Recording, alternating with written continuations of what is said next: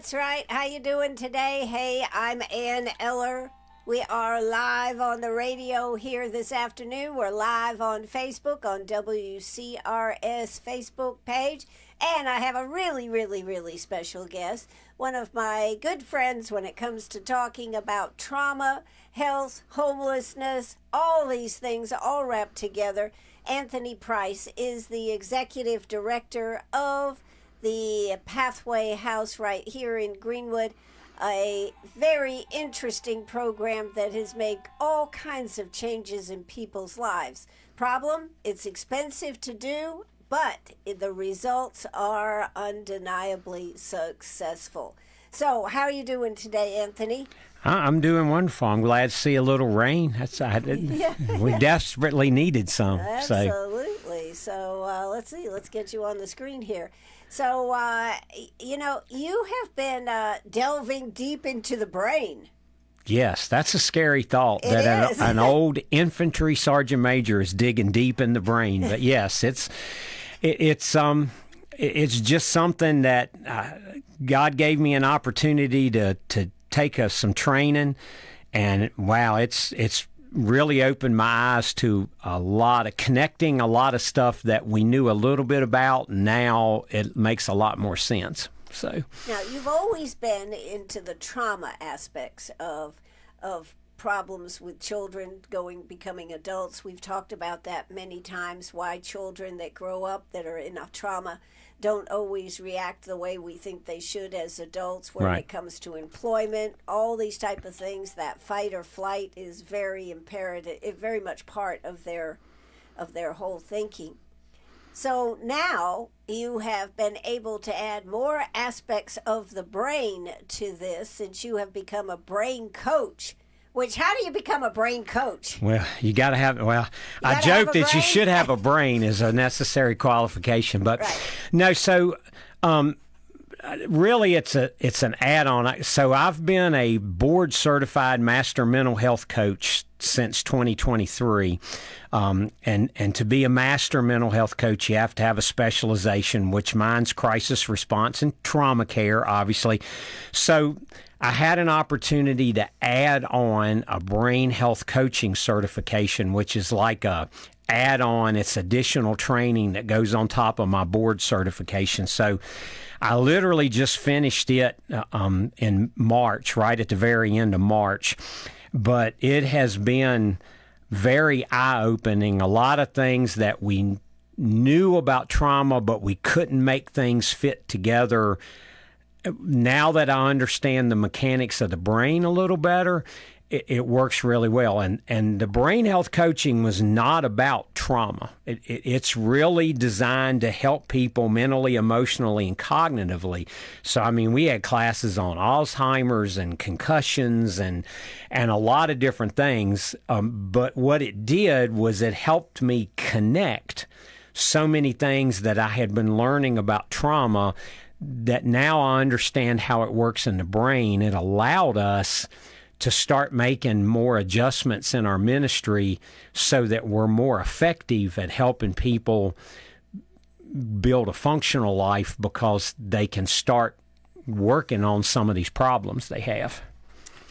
Well, I mean, that is tremendous. And, I think a lot of people don't understand why just putting somebody in a house, an apartment, a condo, or whatever is not the answer for homelessness. Yeah, because we're not. So what we tend to do, especially in homelessness, but in many problems in our community, we tend to want to treat the visible symptoms of the problem. So here's a homeless person. They don't have a house. So if I just stick them in a house, they ought to be good. Well, the problem is they all had a house. They can't keep a house. You have to deal with the underlying problem. And we know, okay, and I've learned even more recently that homelessness, addiction, and violence in our community all share a very strong connection with the same problem, and that's trauma.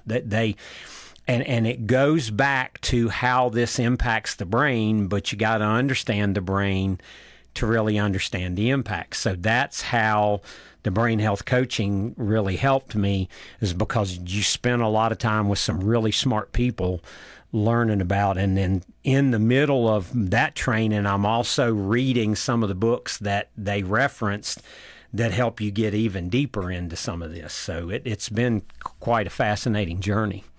So this is going to help you help your clients even more. Yes, we're already seeing the impact. So I'm already training our staff. I'm already adjusting policies and procedures of how we do things to make it more accurate, and we're already seeing positive impacts. I just had our women's ministry leader just came today, and she was like, I always love it when the clients come to me and they're like, when can I do my next trauma healing session? I want to do the next one.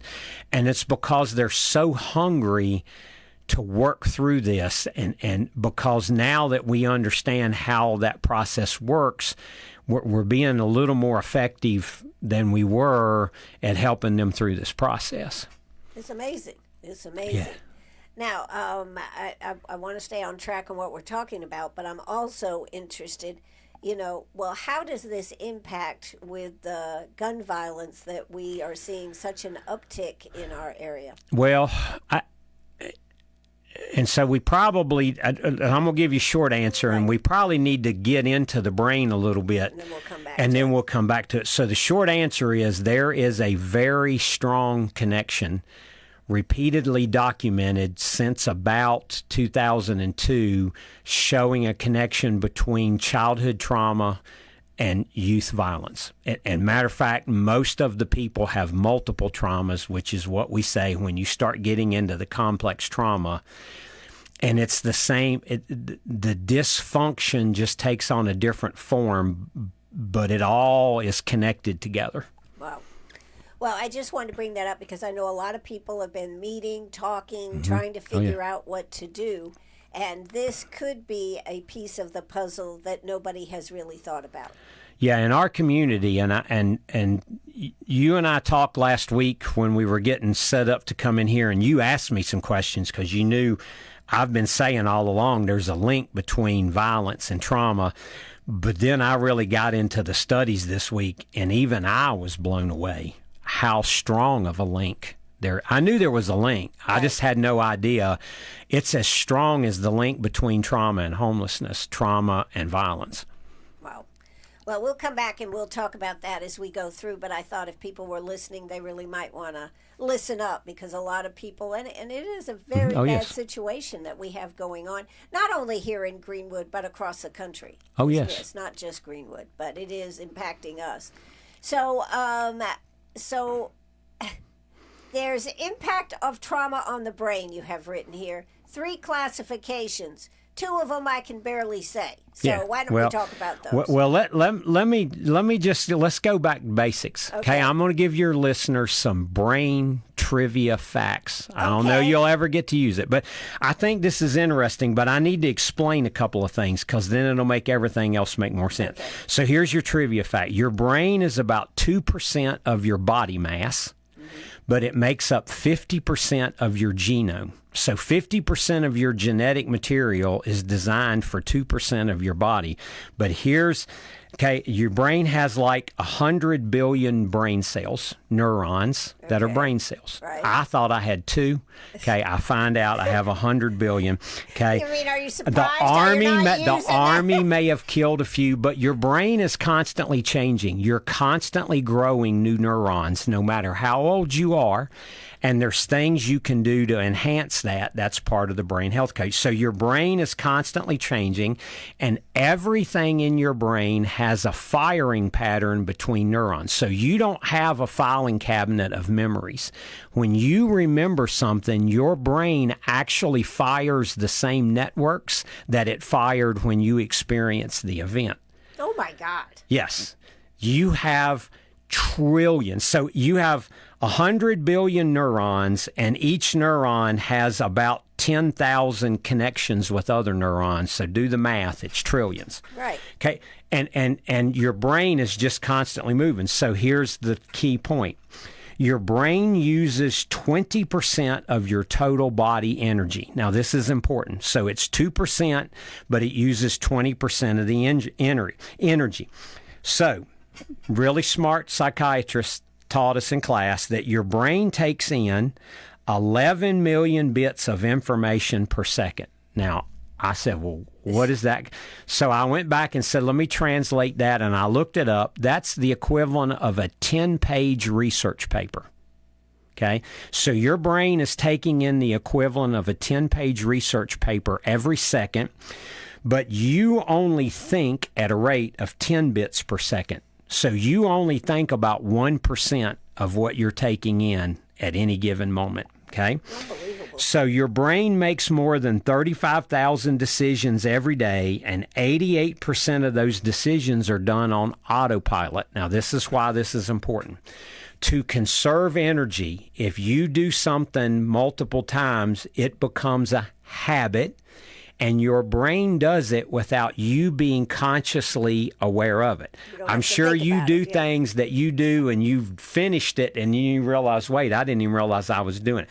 Okay, so the brain makes habits to conserve energy. This is really, really important because habits drive 85 to 90% of our behavior, which is why trauma, addiction, and all of this stuff is so difficult because it's habits. Now, here's another important thing.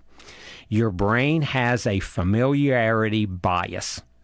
Your brain prefers familiar information over unfamiliar information, okay? And it's simply because familiar information requires less effort. You've already heard it. You don't have to think about it. Okay. And then you can just do it. Like, I'll give you a great example. My daughter was in high school and she came and said, Dad, I need to know how to do synthetic division. And I'm like, what is synthetic division? So I showed her how to do long division, but that's not synthetic division. See, and then we had to struggle to learn it. See, when you're something that's unfamiliar requires conscious thought, which requires a lot of energy, so your brain doesn't like it, okay? So here's what we've learned. Your brain prefers familiar information over truth. Studies clearly show that if you tell people something enough times, even if it's not true, they will still believe it. There's a great study that they took people and started telling them that 2 plus 2 is 6. And within a short amount of time, every time you ask them what's 2 plus 2, they would say 6, even though they were adults. Well, that explains our political problem. Well, yes. So, and here's the thing. You prefer familiar information even if it's detrimental to you. A great example. Our clients that grew up in very chaotic households cannot handle it when it's really calm in our ministry building because that's uncomfortable to them and they have to process, what do I do? But yes, almost everything. This is why you can't get information across. That's why marketing is so successful. If I tell you enough times that you need to go to Burger King, guess what? You all of a sudden realize, you know what? I think I need to go to Burger King. We do it in politics, and here's the thing. Social media is making this 100 times worse because social media is about click rate.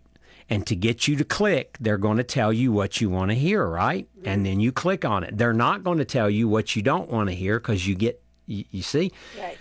And your brain gets trapped in this loop, okay? So that's where we have a problem with independent thinking. Yes. Yes. Because we're no longer trained to think independently. We're trained to regurgitate information. We were just talking before the show. When I was in college, my political science professors made us watch 3 different news channels, and one of them was, what was it, Huntley and Brinkley, where it was a Republican and a Democrat, and they discussed the news in a civil manner. Right. And then you could walk away thinking about what they had discussed and make your decision. But see, when we have to think about it, it creates a cognitive strain and our brain doesn't like it. So we just want to hear what we want to hear. It's really important, okay? Here's the next thing we need to know. We think, in the Western world, we think our brain is a thinking organ. Your brain is a relational organ. 80% of your brain develops relationally. Only 20% of your brain's survival. The other 80% is built to relate to other people. You have specific neurons in the right side of your brain that send out nonverbal signals and interpret other people's nonverbal signals, and you are totally unaware that you are doing it. Wow. You have a part of your brain specifically for nonverbal, and then we have these things called mirror neurons. When you see somebody do an activity, you can actually learn to do that activity by watching them do it, okay? I fix a lot of things watching stuff on YouTube, and then I go do it, right? You have these mirror neurons, okay, where you copy other people's behavior. So here's what they say. Almost all of our behavior is mimicked behavior that we have learned from someone else. Have you ever noticed when groups are together, like if you put a bunch of veterans together, they all act one way. You put a bunch of Masons together, they're all going to act one way. You put a bunch of baseball players together, they're all, because there's these learned behaviors that you have that you learned by watching somebody else. I tell teachers all the time, learning is caught, not taught. Especially in children, that they're just absorbing everything you do. That's important because if parents are acting out, guess what they're teaching their children to do, not realizing. See, those children are mirroring all of this, okay? So, and then one last thing we need to know that leads us right into trauma. Your right brain, okay, is your creative part. It handles perception, emotion, that nonverbal cues, and this thing called implicit memory, which is all the stuff coming into your brain. The right side of your brain holds on to it, but it's sorted by like, I felt this, I smelt this, I heard this. It's in different places, okay?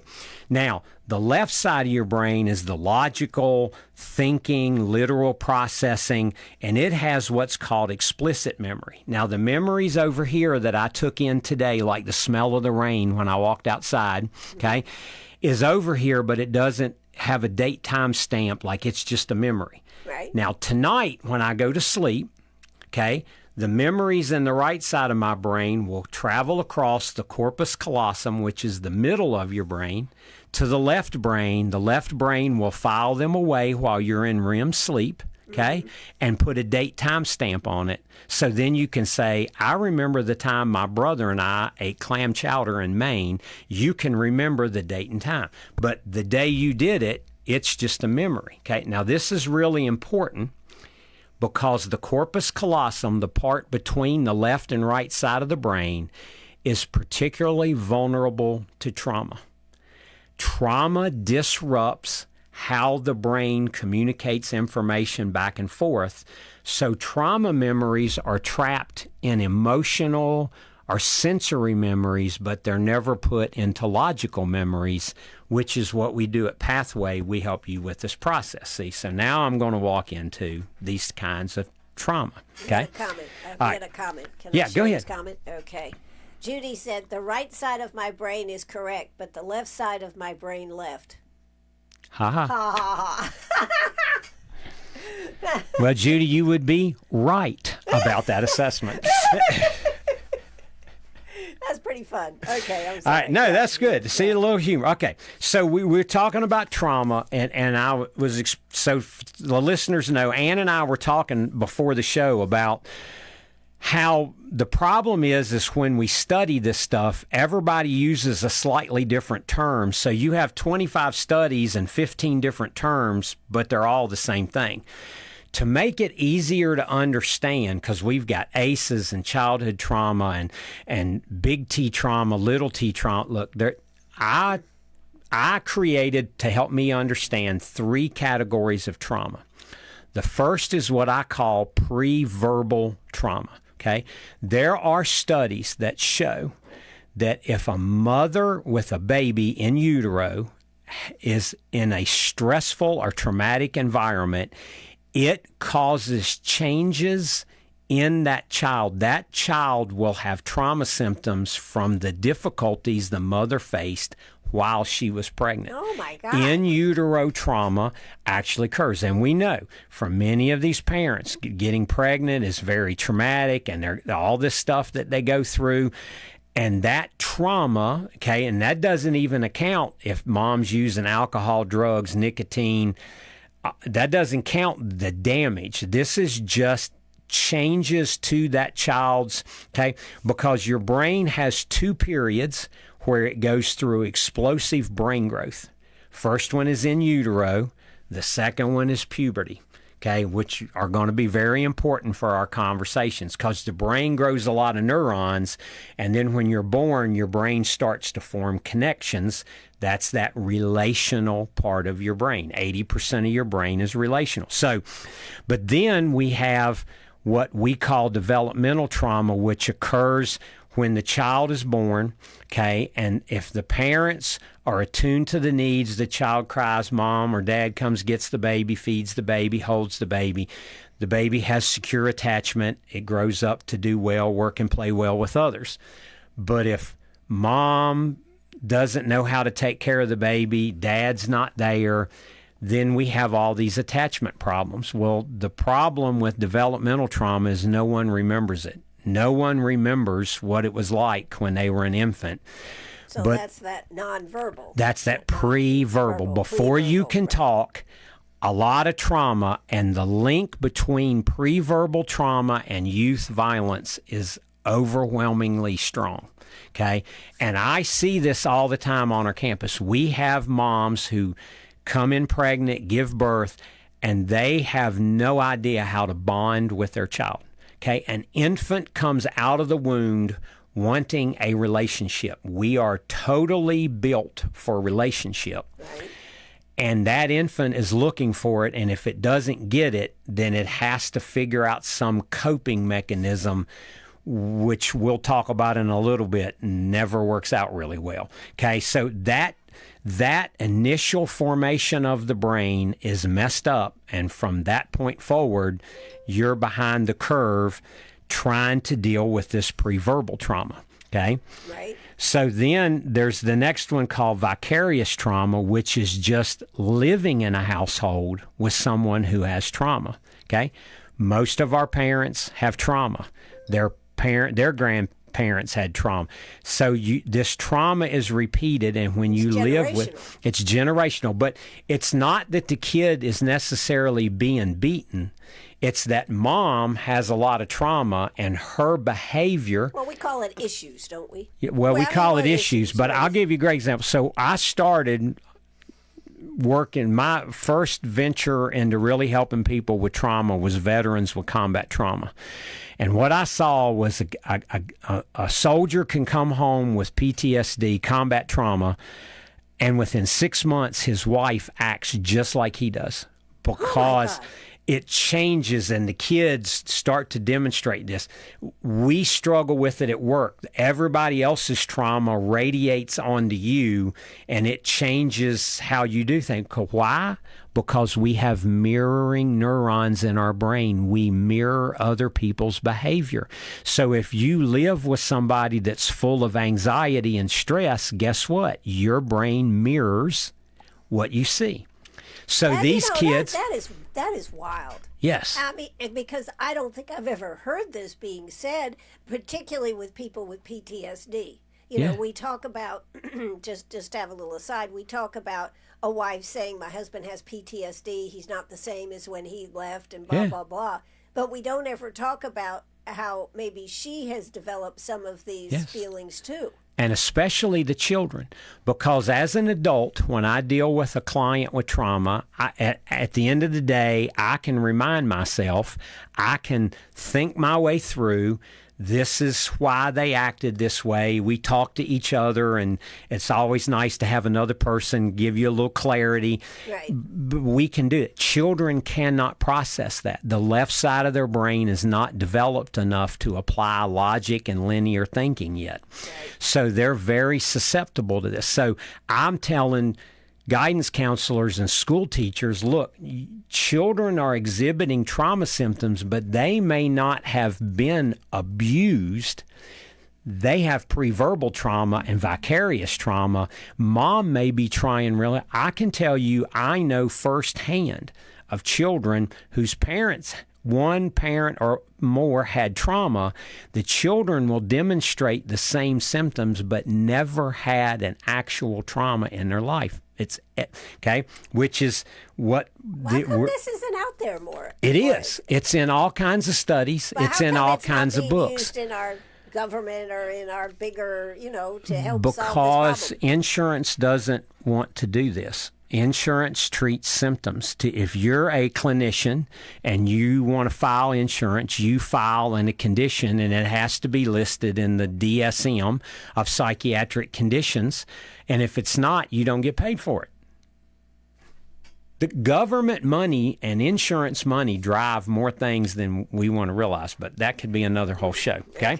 So then you have these kids who also then get traumatic events because my granddaddy was an angry alcoholic, my daddy was an angry alcoholic, and now I'm going to be an angry alcoholic because I keep getting beaten too. See, all of this stuff. But look, we know now through ACEs that even your parents getting divorced or never knowing your dad is a traumatic event. Because the word we use for trauma is really about a toxic stress. It's really about all of this stuff going on in your brain. So you said, I got these words I don't know. Dysregulation is a word that I use all the time.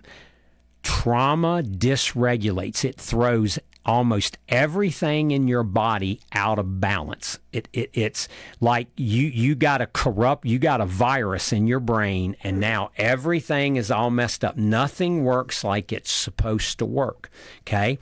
And then there's this thing called disintegration. Now, not disintegrate like I zapped you with a ray, but things are no longer integrated, right? When I go to sleep tonight, my memory of this interview is going to go over in my left brain and be filed away, and I will remember that on this date, Ann and I talked about these things. But if your brain is not integrated back and forth, it can't do that. If the different parts of your brain are not integrated, they can't function properly, okay? And then you have a problem. This is the driving force behind all of it, is these kids they can't regulate themselves. They can't integrate their thoughts. People with trauma, everything's trapped in the right brain. They can't verbalize what happened to them because language is on the left side of your brain. If the story doesn't make it from your right brain to your left brain, you can't connect the pieces of the story. Okay, so we do things because writing with a pencil and a paper actually stimulates both sides of the brain and integrates things together. Okay? Aren't they saying that that's why we're having some problems because kids and adults are using keyboards? Keyboards, phones do not integrate. But when you write, it forces you to use the left side of your brain and the right side of your brain. You're creating and you're using language. Talking, when I tell my story, I move the memory from a sensation over to a language on the left side of the brain. See, there's things you can do to integrate this, okay? But then so we also know, and we've talked about this a lot, that it creates structural changes in your brain. Parts of your brain atrophies, it gets smaller, and parts of your brain gets bigger, and we're going to come back to that in a little bit. But then there's these epigenetic changes. We know that Harvard has done 2 different studies that shows that trauma survivors, those changes in their genes, how they display, are passed down to the 3rd generation. So mom was a Holocaust survivor. Her great-grandchild will still have anxiety and all kinds of other problems because her great-grandmother experienced a horrific trauma.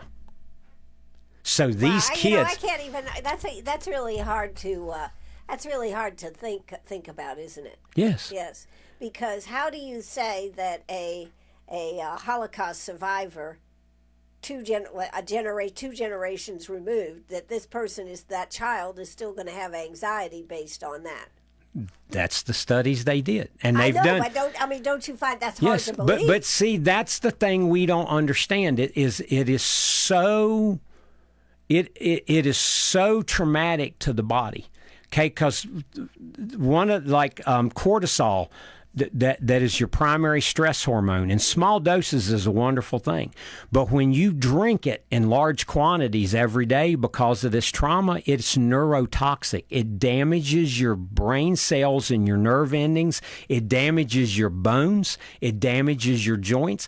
I know all kinds of trauma survivors that are having all kinds of problems with elbows, shoulders, and knees because the cartilage is all dissolved. Guess why? Cortisol. Your body was not created to manage all of this stuff. And so trauma basically grows exponentially across families because I have pre-verbal trauma, vicarious trauma. Now I have trauma. I have my grandma's trauma that I'm carrying in my genetic material. We don't understand how pervasive this is in our society. And we've always talked about trauma as something physical. Yes, like it's an event. Right. It's this event. Right. And that's the problem because the diagnostic material wants to make trauma a specific event, but pre-verbal trauma and complex trauma are a life of horribleness. How about this in utero trauma that you're talking about? Yes. I was reading a psychiatrist that was talking about when the mother is nursing her child, okay, that the child is perceiving her anxiety and stress. So if she's having a really bad situation, instead of this wonderful bonding experience, the child is picking up her anxiety.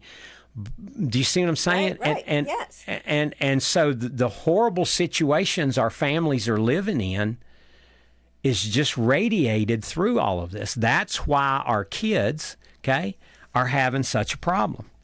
Wow. See, and so this is really, it's not groundbreaking. It's just not talked about. Right? No, because we want to talk about anxiety, okay, but anxiety is a symptom. And now, just take a pill. You'll be fine, right? Right, but see, here's first thing, very first class. Right.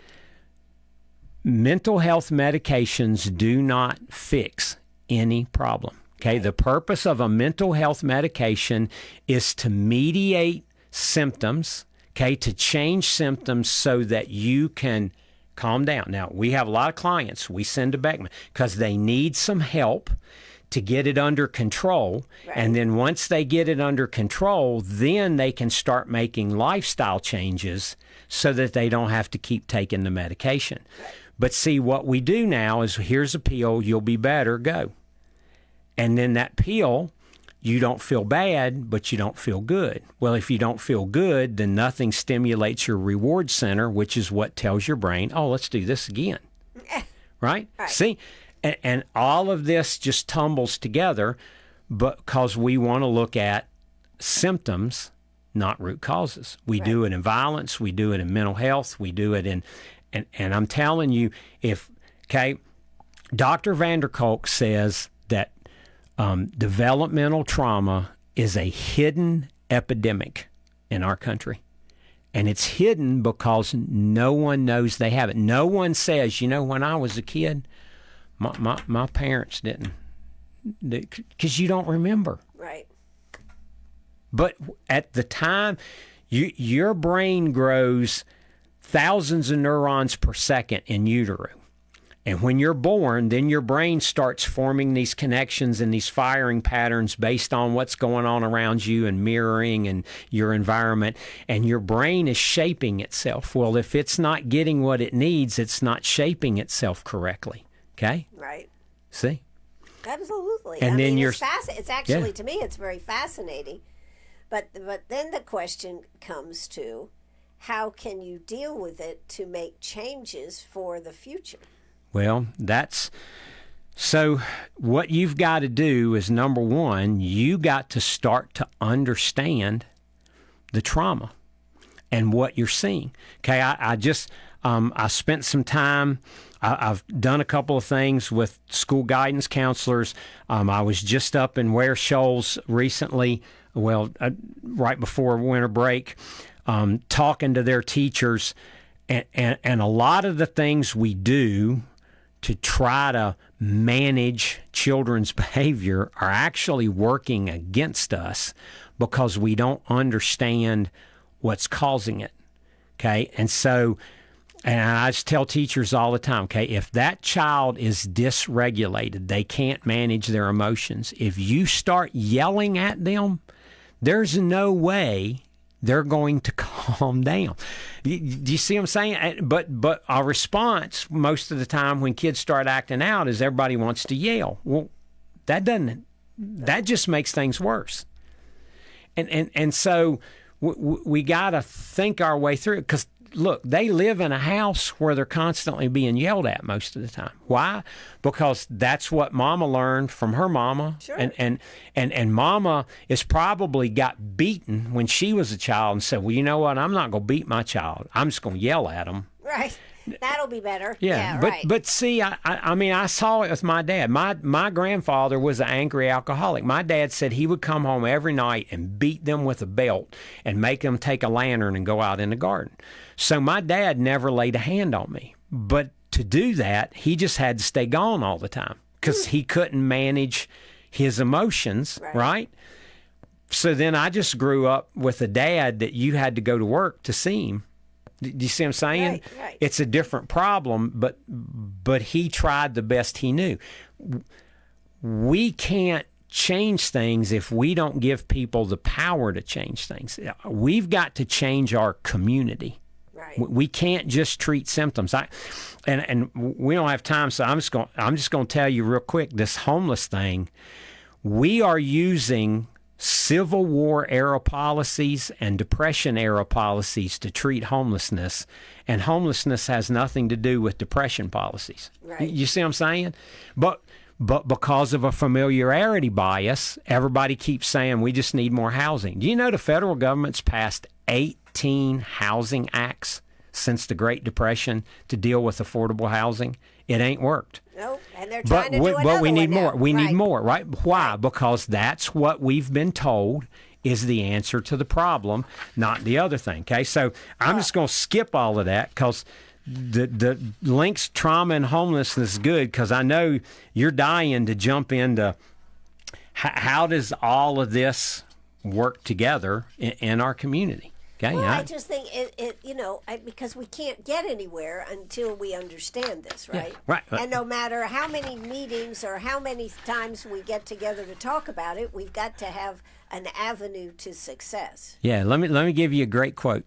Okay. That Dr. Dallas Willard, who was the director of the School of Philosophy at the University of Southern California, here's his quote: "Understanding is the basis of care. What you would take care of, you must first understand." Yeah, I saw that word. And so, like, look, I'll just give you a great example because we talked about this data. Okay, so we've known about combat trauma, combat fatigue, shell shock. The first written record, like a medical record, was written in 440 BC. Okay. Someone described PTSD. Okay, we've known about this forever. Right. But it was 1980 before they officially recognized PTSD as a diagnosis. And then in 1987, they expanded it to where it encompasses people besides veterans. Okay, almost immediately, you started to see studies linking trauma and homelessness together. Matter of fact, I went back digging. In 1992, we had the first study that clearly showed trauma preceded homelessness. Trauma was there first, then the homelessness. How does that feel, though, to Anthony, to be vindicated? I mean, because... Well, I'm not vindicated because nobody's listening. No but one... you know, Yes. you know. Yes. Yes. I mean, But- there's some self-satisfaction of knowing that you're on the right track. Because I read the study. Okay, so look, in 1993, the next year, there's another study that shows the link between trauma history and women's homelessness. So we've known clearly since 1992, and here's what's funny. In 2009, the same year the government adopted the Housing First approach, I found a literature review, and they had already found 159 studies that clearly showed a link between trauma and homelessness back in 2009. And we went down the road of going, you know what? In the Great Depression, housing solved that problem. We just need housing like we did in the Great Depression. Well, the Great Depression... What a difference between the Great Depression and where we're at today, though, right? Right. Okay, the Great Depression is a special event, and it has nothing to do with modern homelessness. Modern homelessness began in 1963. President Kennedy signed the... I got the name of it here. I don't remember the name of that. President Kennedy signed the Community Mental Health Act that was designed to move people out of institutions into community-based health care. The theory was that the private sector will take this over. Well, the problem is there was no money for it. So the private sector is not going to get involved in something they can't make money. Right. So at the same time, you've got all these Vietnam veterans coming back with PTSD that no one can diagnose as PTSD because it's not a diagnosis yet, right? And we've got all these problems. So by 1980, deinstitutionalization was in full swing. We took all of these people out of the mental hospitals, sent them back to their community, and there was no one there. This year, there is still no one there to help them with their mental health. Our mental health workers are completely overwhelmed, and there are people that were much better off in an institution because they cannot function. They're so bad, we can't even help them. They need real help that we can't give. Right. And we deinstitutionalized everybody, and guess what? The Bull Street here in In Columbia. 1980... homelessness suddenly exploded. It exploded after the Civil War when we had a whole bunch of veterans that were just drifting around after the Civil War because of trauma. It exploded when we put all of our mental health people out on the street and all of our Vietnam veterans out on the street, and we just said, okay, y'all go, okay? And we haven't done anything to do it. That's why in 2024 we got the highest homelessness ever recorded, and the federal government spent $10.3 billion to not make the problem any better. When we know the trauma is right there. And people have tried, and nobody... Well, we see it all the time with how, and we were talking the other day, how the way the federal government wants homelessness dealt with is that they want to provide homes. Yes. Yes, but not the ability for the person to have a home, the work that it takes and everything. So I found, Harvard Advanced Leadership Institute actually had a symposium in November last year about the history of homelessness. And one of the things that I found reading some of these articles was that in 2013, we fully kicked in this Housing First, and by 2016, I think it was. Let me get my dates right. I'm not very good with dates, okay? So in 2013, the federal policy fully prioritized housing first, and by 2016, the number of permanent housing beds, housing paid for by the federal government, those number of beds surpassed the number of shelter beds in our country. We're paying for more housing than we are shelter beds to deal with it, which shelters are a Civil War era thing. Right. But we've been dumping money into this thing since 2013 and getting no result. And see, here's the thing. Congress has to change this. It's a Hearth Act passed in 2009. The Hearth Act says, this is HUD, these are the continuum of care, this is what you must do. And until Congress changes it, people are going to follow the money. The money says build a house like it's a depression. Okay, right. But here's the funny thing. During the Depression, they put together an act that housed 1.5 million people in 3 years. Gave them health care, gave them job training, gave them all kinds of support. But guess what happened after 3 years? What?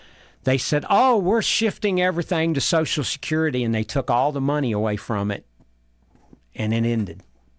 Because now we've got, but see, this is how the federal government does it. Okay, well, this was my priority, but now this over here is my priority. So we're taking all the money from this and we're moving it over here. And you people that were housed here in Greenwood, in the old Greenwood high apartments that were being paid for by the federal government, guess what? You guys got to go find someplace else to live. And they put them all back out on the street. And then on the other hand, we have areas using tough sheds, right? Yeah. For just making, what, outside of Austin, they have... Yeah, they're putting them in sheds, literally, with no bathrooms. Right. They have to walk to a community bathroom. But see, that is a colonial up through Civil War era policy to segregate the homeless. We're going to segregate the homeless from everybody else because they're bums and tramps, right? And we're going to get them away. And we're still following that policy while the federal government's following a depression policy, and nobody's looking at what are the root causes.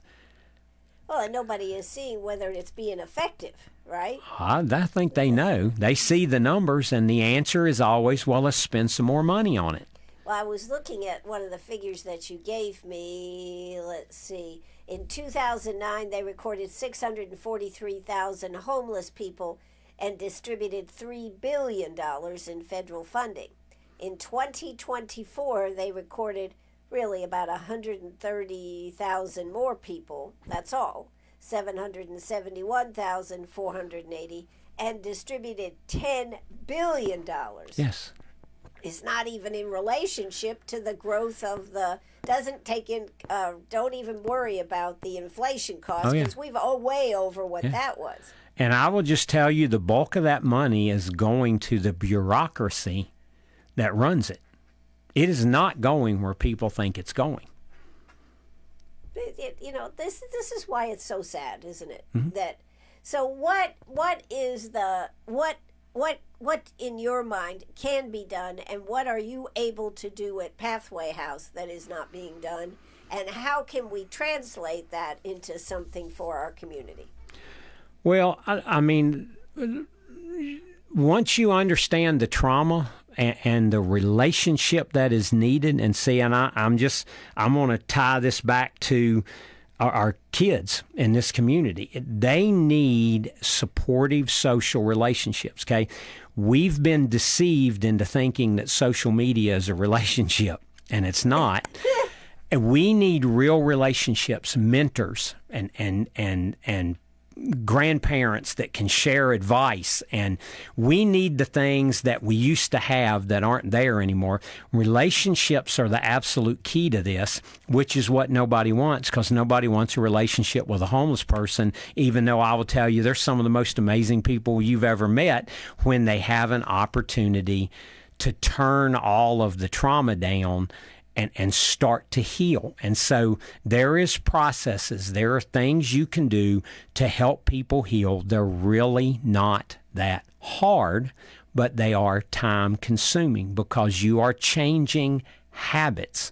Okay, we have bad habits and we need to form good habits, and every habit takes a minimum of 90 days of consistent practice. It takes time. So to go somewhere like Greenville, you're going to have shelters that filter down and figure out who really wants change, because if they don't want change, you're wasting everybody's time. And money. And then those people could go into a program. But see, as long as the government is throwing money at housing, everybody is focused on housing. They will follow the money, everything. And so it's going to take the federal government to shift how the money is funded, but the federal government doesn't. I just saw where the executive director of Miracle Hill went up and met with Secretary Kennedy about addiction and homelessness. Well, that's another symptom. Right. Mental health, which is what the president said, addiction, and losing your house are all symptoms of the problem. Right. And we still haven't gotten down to the problem, but I don't know that any of them, because everybody around them is saying housing, housing, housing. Sure. And so if that's what you hear all the time, that's what you think. That's what you think is the right answer. Even the people at Harvard said, well, until we have more housing. Look, we don't have affordable housing in Greenwood. How are we getting 7 to 14 people housing every month? Because we're giving them the ability to earn enough money and save up enough money, the good habits, that they can stay in their house. See, it's about changing decisions and behaviors. And that takes time. And it's going to be the same thing with our kids. We're going to have to help parents. We're going to have to help children. The great thing about youth is they're still very moldable. Okay, the second explosive brain growth is when you hit puberty, because your brain is growing, getting ready for all kinds of new functions, and then now it all has to be formed. So if we get to these kids, okay, look, Boys and Girls Club, great place. Right. Pathway, great place. You know what both of us need? What? Men that are willing to be mentors. You know what I can't get? I can't even get people willing to come in and play ball for 30 minutes a week. Right. We're so distracted that we don't have time. Our community is dying because we're not helping the people that need help. And what they really need is a relationship and someone to model for them what appropriate behavior looks like. Why is Steve so successful with Models Academy? Because Steve models for these young men what right looks like. Right. How did I become successful in the military? Because I had NCOs that modeled what right looks like. I knew by watching that guy, I want to be like that guy. What do these kids have? Rap videos, gangs. The gangs are everywhere. And you know what a gang gives a teenager? Oh, that's support. A relationship. Yeah. A real relationship. Not a good one, but a real one. Exactly. I remember an interview Francis Chan did in California when he's a pastor of the big church, and he had a gang member that it was in the church, given his life to Christ, was in the church, and then after about a month, he quit coming. And Francis went to visit him. He said, look, when I was in the gang, I always had somebody, people always wanted me around, people were always talking to me. I come to church, nobody talks to me, nobody even looks at me. I went back to the gang because they gave me something nobody else was giving me. And see, what are we giving these kids in our community? Well, we're not. We're No. not. And that's where, I had Amber Searles from the grandparents program, foster grandparent program. That could actually be instrumental at an early age because this is up through 5th grade or something. Yeah. But they deal with younger children in listening to them, talking to them, and helping them with their schoolwork. Yes. But they're a force that can help. Yeah. And listening is one of the most powerful things you can do, and nobody likes to do it. Well, I once heard that people don't actually listen. What they do is when you're talking, I'm sitting here thinking about how I can jump into the conversation. So I'm not even really listening to what you're saying. See, we at Pathway, we tell clients you need to listen to understand, not listen to respond. Right. Okay? And see, but that's listening. That's not arguing, it's listening. And that's part of the process. Because see, these kids, that they have all of this developmental trauma, they have all of this, and Dr. Willard has this great quote, and he says in his book, their only hope of survival is to become hardened. It is a defensive posture which incidentally makes attack on others and on oneself easy and inevitable. Hardened, lonely little souls ready for addiction, aggression, isolation, self-destructive behavior, and for some, even extreme violence. He wrote that in 2002. Wow. Okay. And then I was on there today. Okay. And I'll just, okay. The relationship, this goes back to 2002 and on. The relationship, the number of studies that show the link between trauma and juvenile violence are almost overwhelming and well documented. And the more trauma you have, the more violent you become. Right. It just, the studies show it over and over and over and over. And they just did a longitudinal study that they released last year. And here's what it said. Early childhood trauma has a profound, notice they said early, okay? Early childhood trauma has a profound and lasting impact on youth aggression following a dose-response pattern. Okay, now dose-response means the more of it you get, the more you see. Multiple trauma exposures dramatically escalate the likelihood of aggression. And here's how they ended it. Understanding the link between childhood trauma and aggression is crucial for developing effective prevention and intervention strategies. Programs that address trauma-informed care can help mitigate these risks by providing supportive environments that foster emotional regulation and healthy decision-making. Now, I could spend another hour explaining why they can't regulate. But here's what we know, okay? And I'll just read this. If you have developmental trauma, that pre-verbal trauma, you're going to have severe problems with emotional regulation and impulse control. There is a study that clearly shows these kids do not consider risk before they act, okay? You can pass all the enhanced gun laws you want. When that kid is upset and he pulls that gun, he is not even thinking, if I shoot you, I'm going to jail. He's not even thinking about that. He's just thinking, I'm mad. And look, every veteran I know with combat trauma carries a gun. Why? A gun makes you feel safe.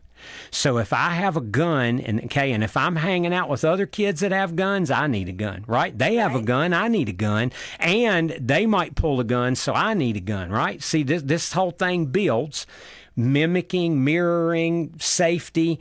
And look, if I don't think before I act, and I act based on my emotions, I'm going to be shooting all kinds of, but guess what? It's in all the movies. It's in all the video games. It's in all the music. Okay. Well, we don't even, violence unto itself is just. But we find, and the schools see this a lot, when these kids with developmental trauma are upset, they are unable to calm themselves down. And when you ask them what they're feeling, they cannot express to you what they're feeling because everything's stuck over here in that right brain and they can't articulate what's going on. And then there are multiple studies that specifically link aggressive behavior against yourself and others, suicide, violent crime, to developmental trauma. And the problem is no one knows they have it because you don't remember your pre-verbal time. Right. But you can look at the parents, you can look at the interaction and figure it out pretty quickly. Right. And the parents aren't doing it because they want to be mean. Right. They don't know. They don't know any other way because no one taught them any other way. It's why we do parenting classes. It's why Denise Mock comes and teaches anger management classes. We're teaching them a different way to respond to these situations. But we got to teach these kids a different way to respond to these situations. But that's also, there's no quick fix here. No. And I'm just going to tell you, okay? A lot of people don't know this, okay? My original degrees in criminal justice, I worked 15 years in law enforcement before 9/11. Law enforcement cannot solve this problem, okay? And if we think they can suppress this, they can push it somewhere else, but as soon as their priorities shift and they start looking at something else, it's going to come right back, okay? The gang violence units in L.A. only made things worse. It's because you're putting stress, which creates trauma. The community medical providers, school systems, community resources, churches are going to have to actually get involved in not handing stuff out, but building real relationships with people. And they have to do it with parents, too. Yes, not just it has to be everybody. You can't, because look, the kids go to school, many times that's their safe place. Mm-hmm. So when a kid gets in trouble in school and you suspend them, you may be sending them back to the worst place you can send them. When we have an e-learning day, you're just putting that kid in an environment. Right. Do you see what I'm saying? Because at school, they're being fed. There's structure. There's rules. Generally, there's at least one teacher that cares about them. That's what I've been impressed by. And that has a huge impact. Teachers have a huge impact, and they don't realize it. Guidance counselors, but everybody, coaches. I mean, we all need to understand this, because if we understand it, then we can start. Our eyes are open to see things that we didn't see before. Because, see, I've told you all kinds of things you didn't know, okay?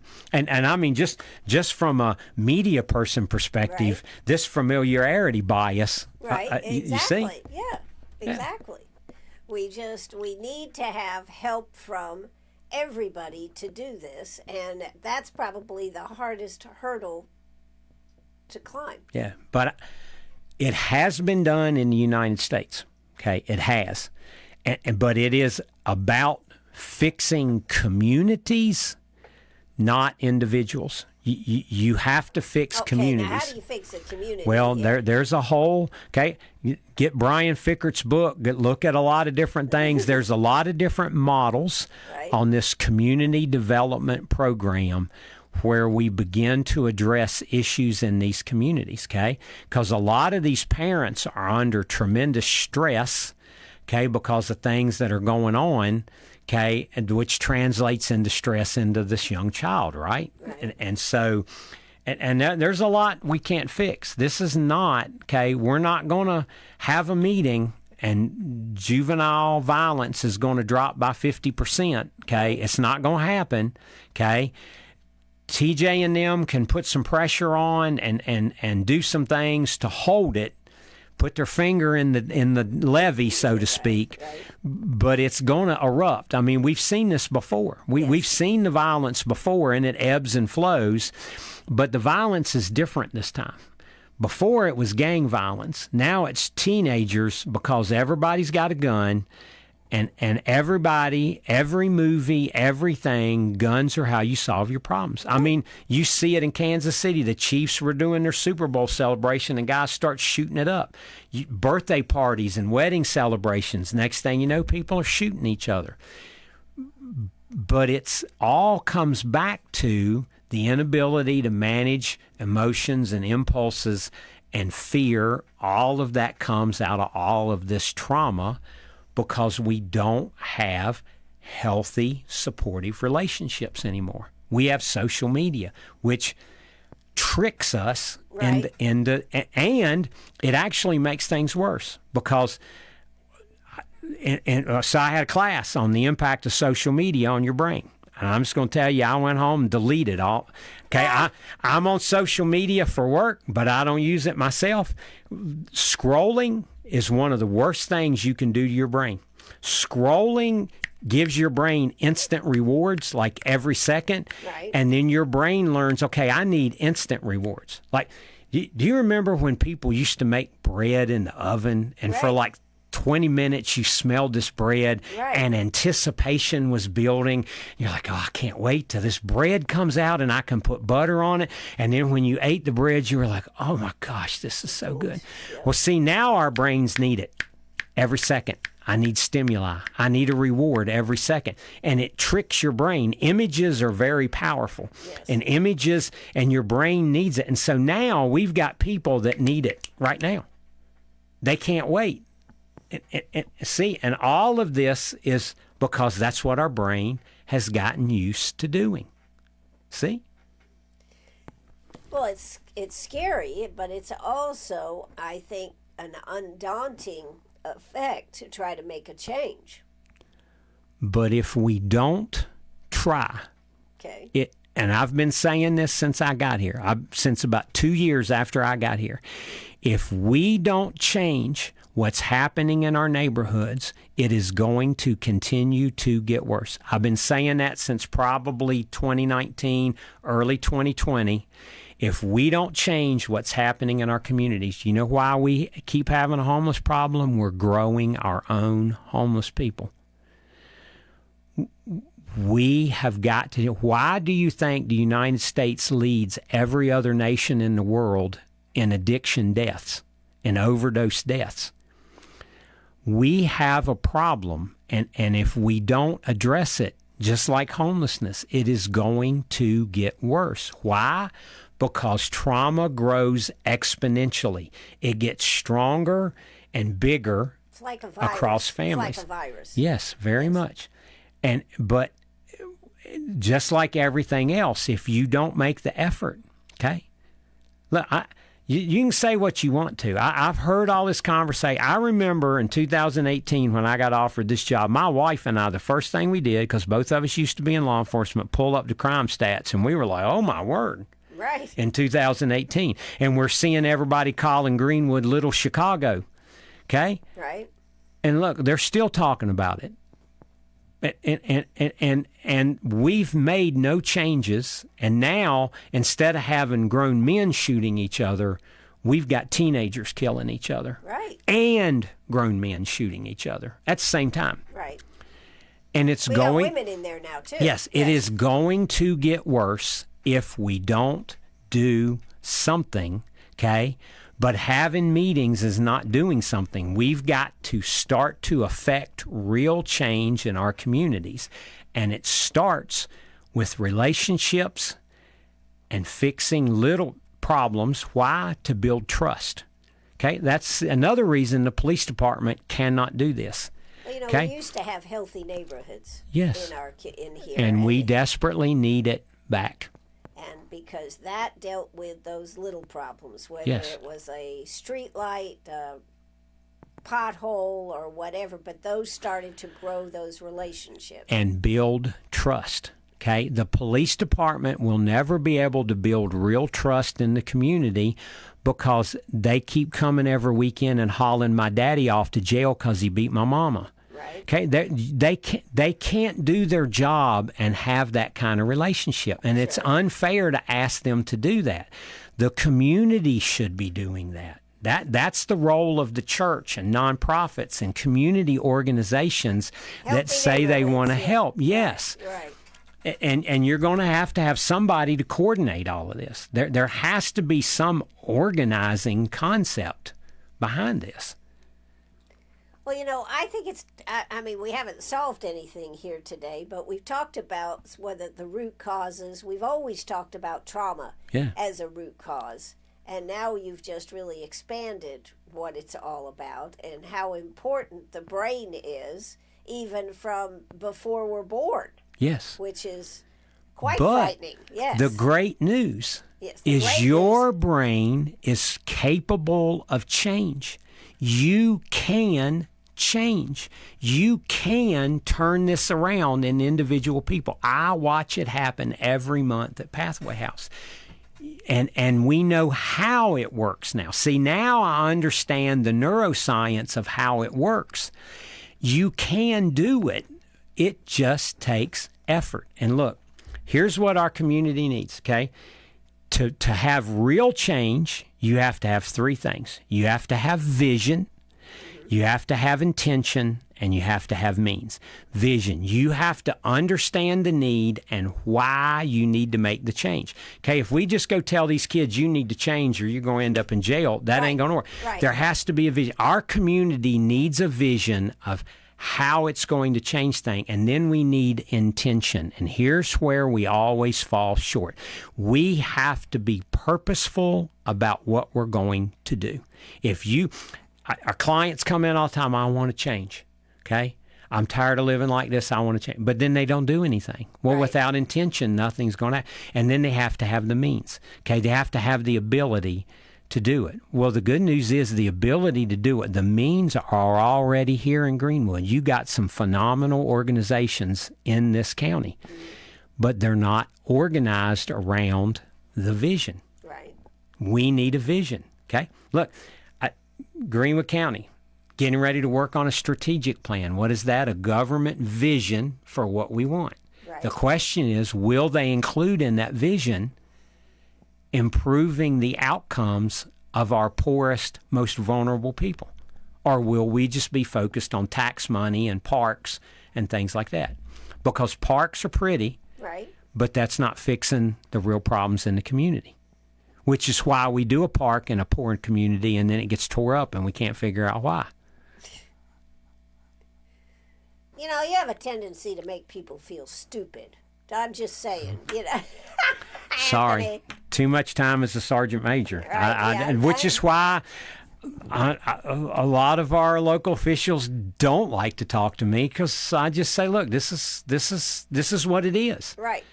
We just need to call it what it is and stop playing games. So tell me where they have made a change in a community where they have been successful at this. South Atlanta, Tupelo, Mississippi are the two I know best. But I was just studying. I opened up this website that had a whole list of communities, but I didn't have time to look at it today. And it will work. Okay, it will work. Now it's not going to be 100% success. We're not going to have utopia here. Okay, it's just not going to happen. But look, if I change 2 kids, then I change a family. If I change one parent, I change generations. See, that's the thing we got to think about.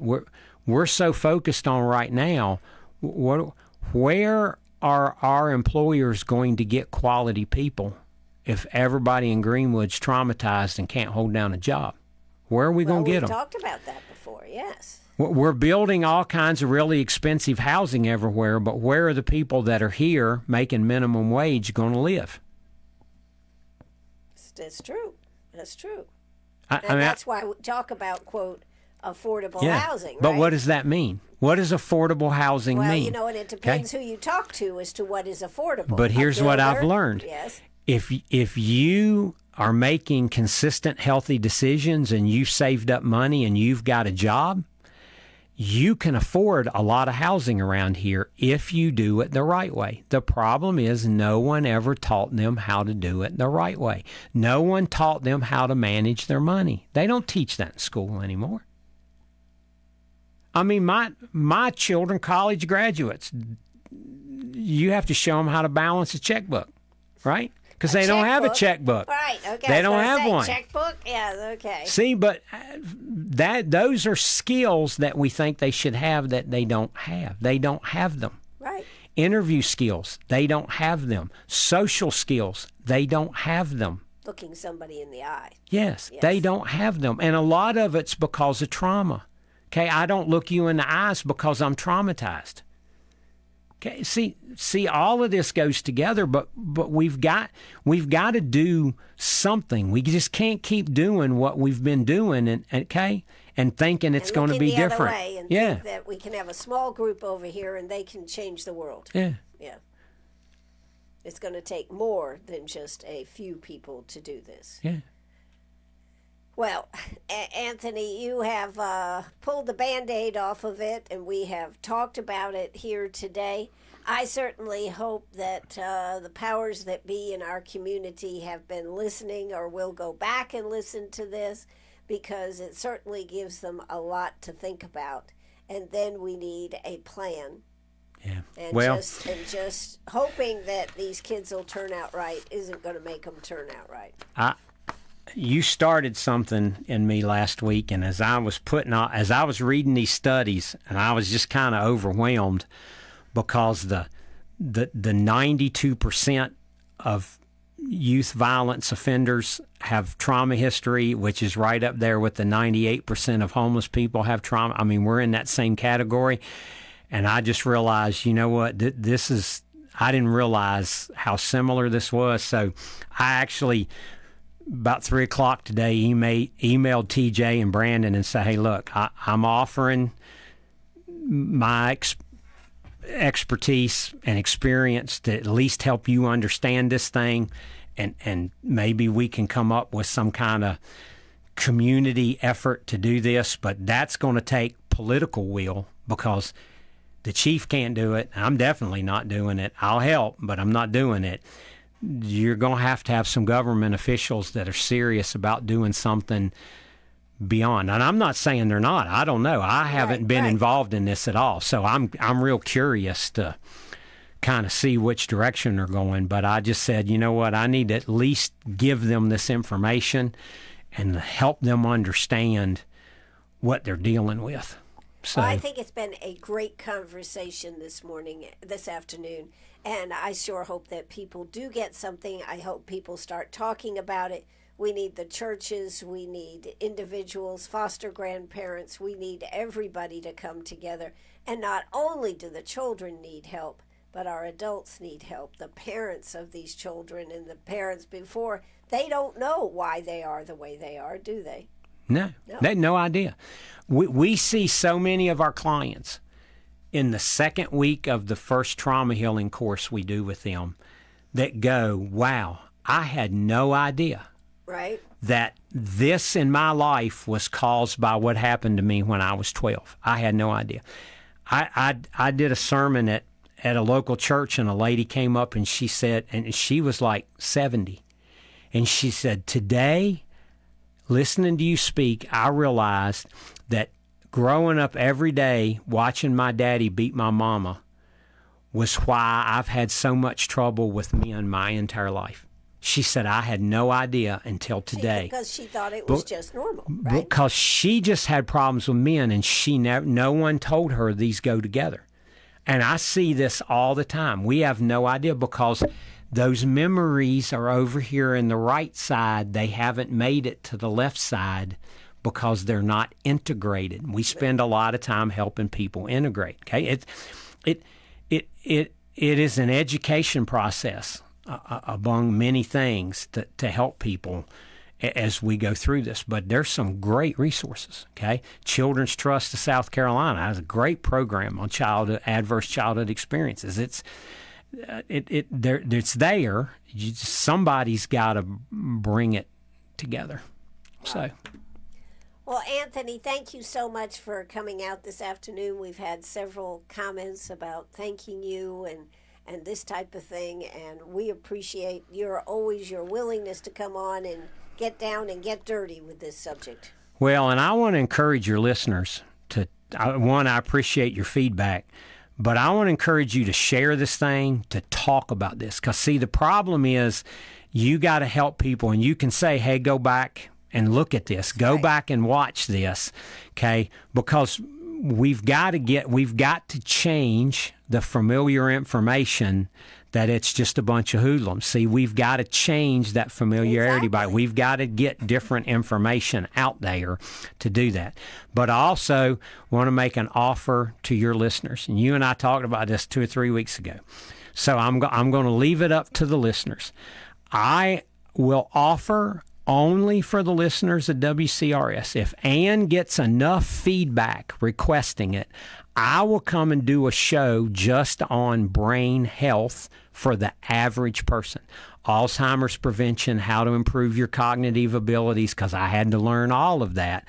I will do a brain health class live on WCRS only if Ann gets enough requests to have the show. So listeners, if you want it, you got to say you want it, because if not, I'm not going to take the time to put it together. Absolutely. So, which I already have most of it put together anyway. But well, that means that you can call or text 864-332-9355. Just say, we need brain health, right? That's all you got to say. Brain health needed. Yes, because we all need some brain health here. And that would be a fascinating class to have that right here on the air. So I hope that some of you will certainly come through. I'm getting dinged right here. Some of you will come through. Please do brain health programs. Yes, I'm getting them on your Facebook. There you go. There you go. That's right. So we can do brain health right here on WCRS, and then maybe we all can learn how to help each other. Oh, yeah.